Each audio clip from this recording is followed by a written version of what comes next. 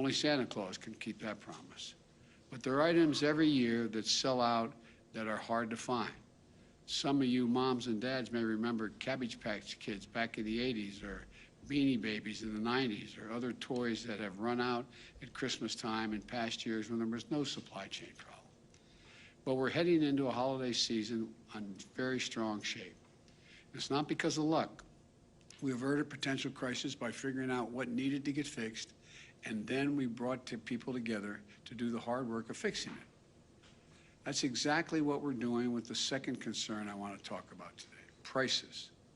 Here are a few things you should know. Just about every country in the world is grappling with higher prices right now as they recover from the pandemic. In the United Kingdom, price increases have hit a 10-year high. In Germany, a 28-year high. In Canada, price increases are the highest they've been since the 90s. This is a worldwide challenge, a natural byproduct of a world economy shut down by the pandemic as it comes back to life. Prices are still out of sync as the world comes back. But as we continue to overcome these obstacles, the more price pressures will ease. But I have not been content to sit back and wait. I've used every tool available to address the price increases, and it's working. Take gas prices.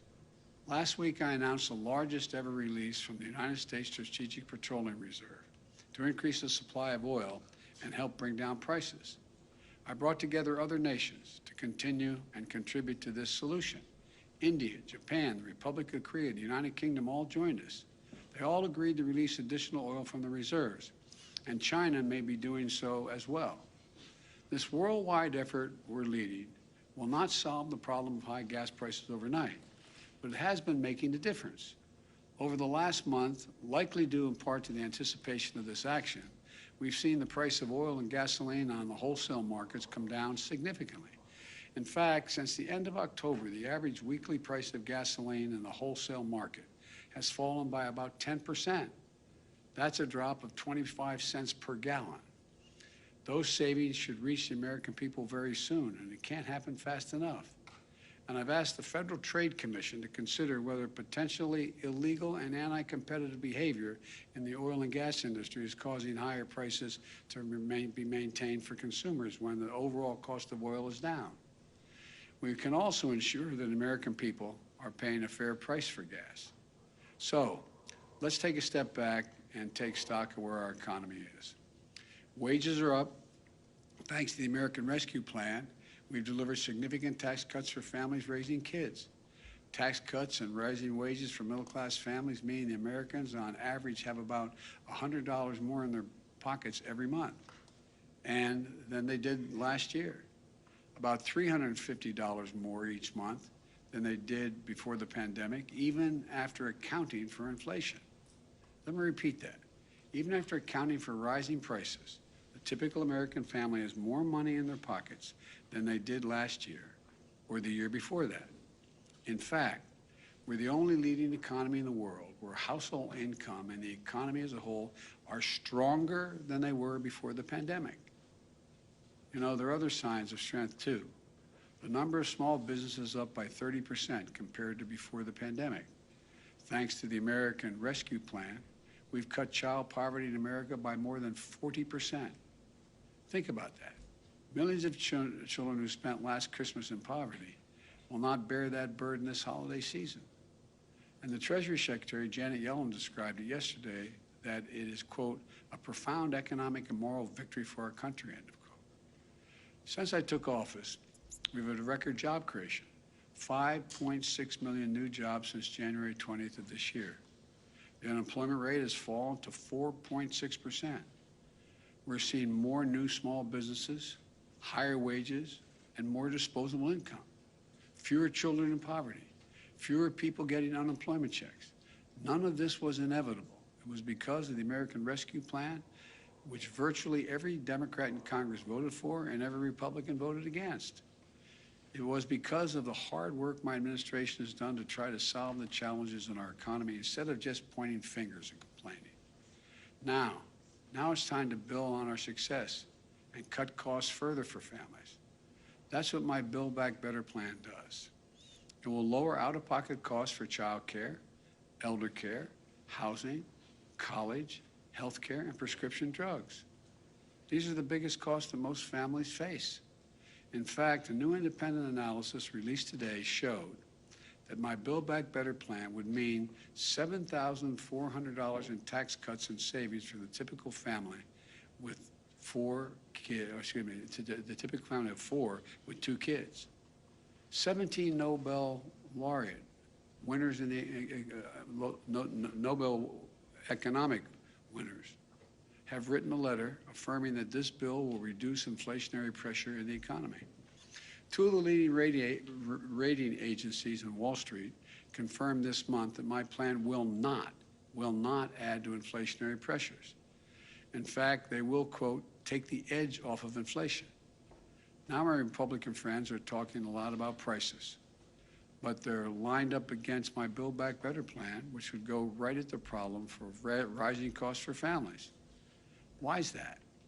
I don't want to speculate on anyone's motive, but it's always easier to complain about a problem than to try to fix it. One Republican senator even said that rising prices were, quote, a gold mine, end of quote, for Republicans politically. Imagine rooting for a higher cost for American families just to score a few political points. The fact is, the Build Back Better plan is fiscally responsible.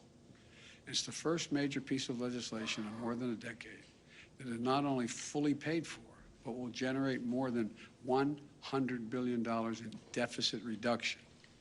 It fully covers the cost of its investments by making the largest corporations and the richest Americans pay a little more in taxes. Think about that, as that's a trade-off worth making, in my view. Having those who have done very well pay their fair share in order to provide a little breathing room for millions of American families. But my critics don't seem to agree. They have a lot of speeches about high prices, supply chain, and other challenges we're facing, but they don't offer any answers. So they're just doing the no vote.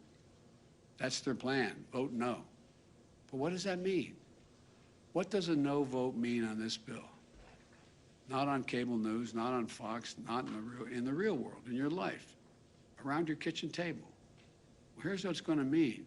It means for millions of American families, this bill, the bills you're paying right now for daycare could be substantially lowered, capped at 7% of your income. But the Republicans said no, pay more. It means the bills you're paying right now to take care of your elderly parent could have been lower, a lot lower. But Republicans said, no, don't vote for this bill, pay more. It means the cost of your prescription drugs could have been lower, a lot lower. Republicans think that those 200,000 children, for example, who need regular doses of insulin should continue to pay as much as $1,000 a month instead of $35 a month. Think of that. Not only affects the health of the child and the family, but imagine you're being a parent and not being able to afford $1,000 a month. Not only risks the health of your child, but it robs you of your dignity. The list goes on, but the point's the same. What I propose is a way to lower some of the most difficult costs families have to pay every month by asking big corporations, 40 of the Fortune 500 companies paid zero in taxes, making $40 billion in the process. And the wealthiest Americans pay their fair share in taxes. Look, remember, we're in a situation, as far as Republicans are concerned, they'd rather the bills at your kitchen table be higher so the tax bills of corporate conference rooms and big mansions can be lower. In this case, let me tell you something. Nothing will be more expensive for American families than a no vote on the Build Back Better plan. I believe we simply can't afford to do nothing and wait and see what happens. In the moments we face today, that just isn't a responsible course. We live in uncertain times. Families are anxious about COVID, the economy, the cost of living. And the way to relieve that anxiety is with consistent, determined, focused action. I started my presidency with the American Rescue Plan. Now that law is carrying our nation forward on vaccinations, boosters, keeping our schools open, and so much more. I designed it as a year-long plan because I knew we'd have a lot of obstacles to overcome.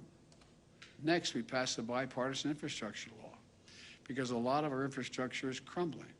We have to prepare ourselves to compete and win the 21st century global economy.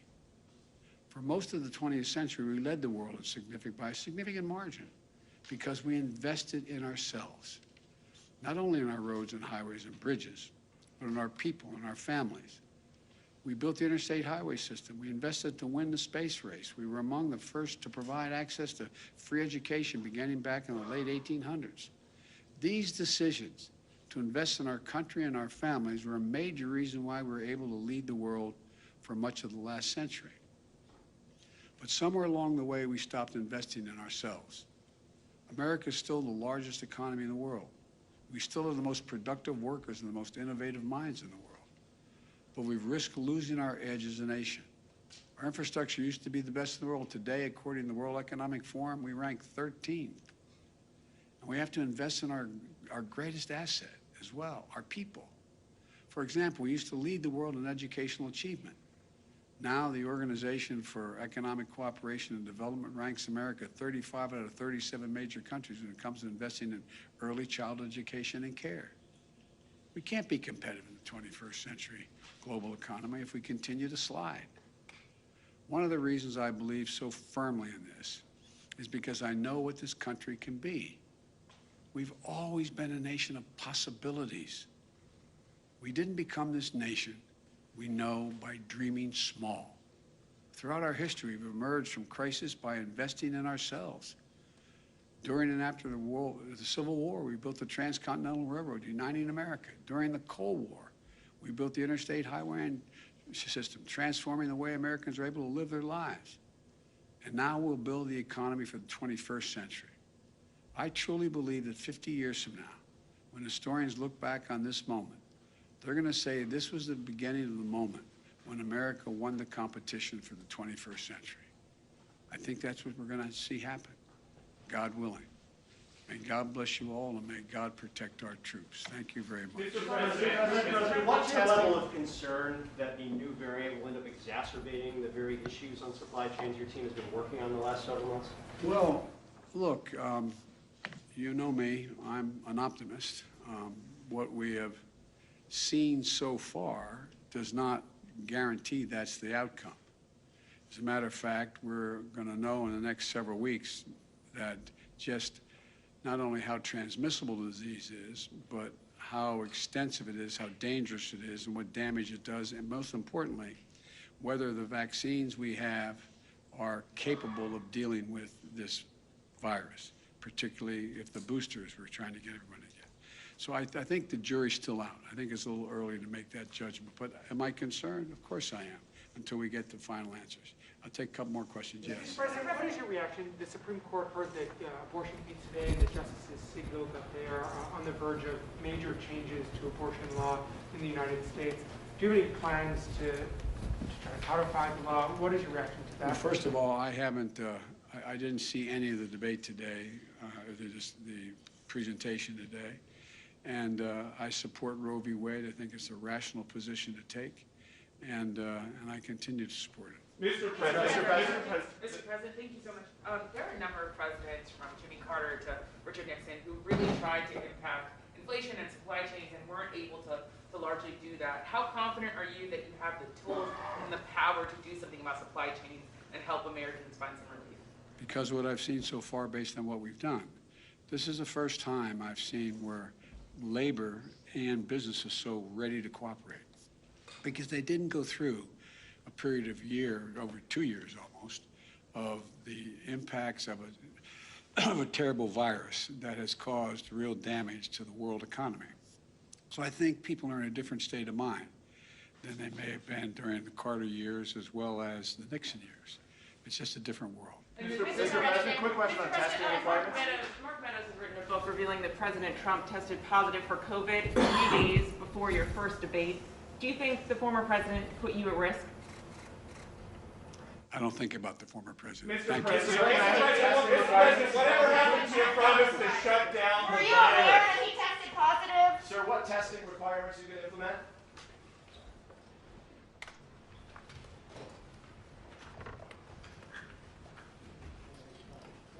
Hey, Nick. Yeah. Did you want to make sure the fonts got hit at the very last question and then